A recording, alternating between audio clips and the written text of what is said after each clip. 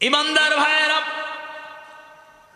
কালো মানুষ হাবশী গোলাম ছিলেন, কিন্তু এক আল্লাহর গোলামি গ্রহণ করার কারণে, রাসূলের দীক্ষায় দীক্ষিত হওয়ার কারণে তার মর্যাদা আল্লাহ সুবহানাহু ওয়া তাআলা বাড়ায়া দিলেন, রাসূলও বাড়ায়া দিলেন।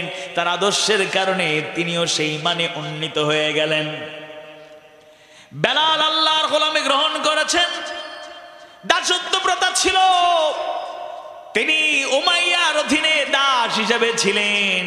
তার মালিক উমাইয়া খবর পেয়ে গেল বেলাল আল্লাহর গোলামি গ্রহণ করেছে, মুহাম্মদের দীক্ষায় দীক্ষিত হয়ে গিয়েছে।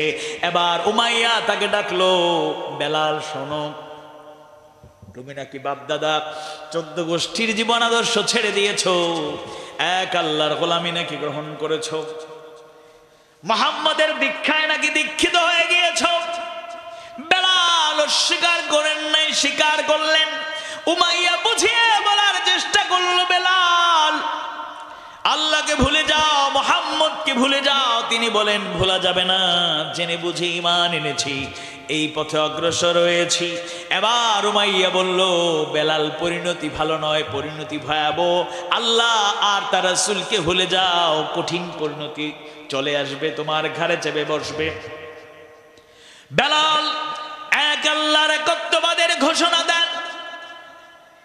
এবার তার উপর জুলুম শুরু হয়ে গেল, নিয়মিত নির্যাতন করা হয়, আঘাতের উপর আঘাত করা হয়।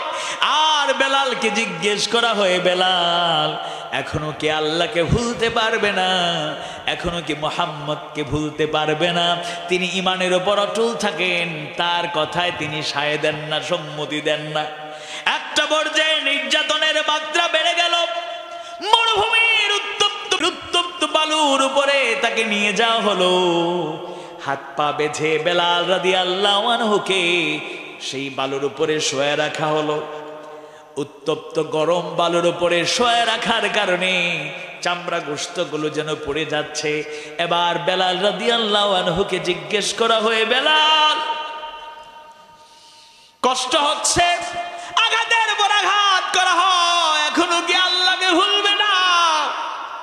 এখনো কি মুহাম্মদকে ভুলতে পারবে না? বেলাল স্বীকার করেন, এক আল্লাহর স্বীকৃতি প্রদান করেন, আল্লাহর গোলাম হিসেবে নিজেকে ঘোষণা দেন, মুহাম্মাদের উম্মত হিসেবে, তার অনুসারী হিসেবে নিজেকে তিনি উপস্থাপন করেন। শাস্তি আরো বেড়ে গেল।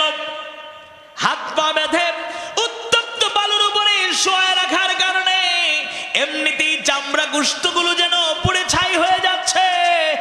এর মধ্যে বড় একটা পাথরের খণ্ড তার বুকে চাপিয়ে দেওয়া হলো। এবার বেলালকে জিজ্ঞেস করা হয়, বেলাল এখনো কি আল্লাহকে মুহাম্মদকে ভুলতে পারবে না? পাথরের চাপ পড়ে বুকের মধ্যে এমন ভাবে চাপ প্রয়োগ হলো, শ্বাস প্রশ্বাস যেন বন্ধ হয়ে যাচ্ছে। বেলাল রাদিয়াল্লাহু আনহু কথা বলার শক্তি নাই। প্রশ্ন করা হয়, এখনো কি আল্লাহকে ভুলতে পারবে না? তার রাসূলকে ভুলতে পারবে না?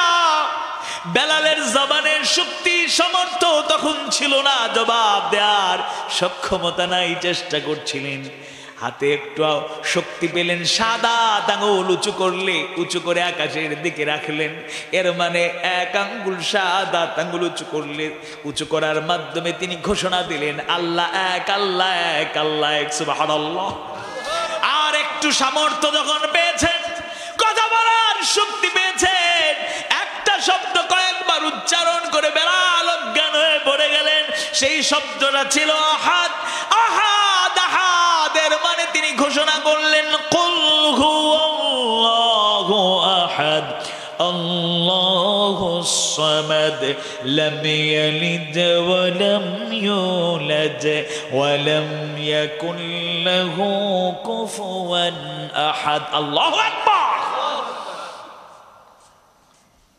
জানেন জীবন চলে যেতে পারে, শ্বাস প্রশ্বাস বন্ধ হয়ে যাচ্ছে, শেষ লগ্নেও শক্তি পেয়েছেন, আঙুল উঁচু করেছেন, জবানে শক্তি পেয়েছেন, আহাদ আহাদ আল্লাহ এক, আল্লাহ এক, এই ঘোষণার মাধ্যমে তার ঈমানের বহিঃপ্রকাশ, ঈমানের সেই প্রচার প্রসার প্রতিষ্ঠার ঘোষণা দিয়েছেন। আল্লাহু আকবার।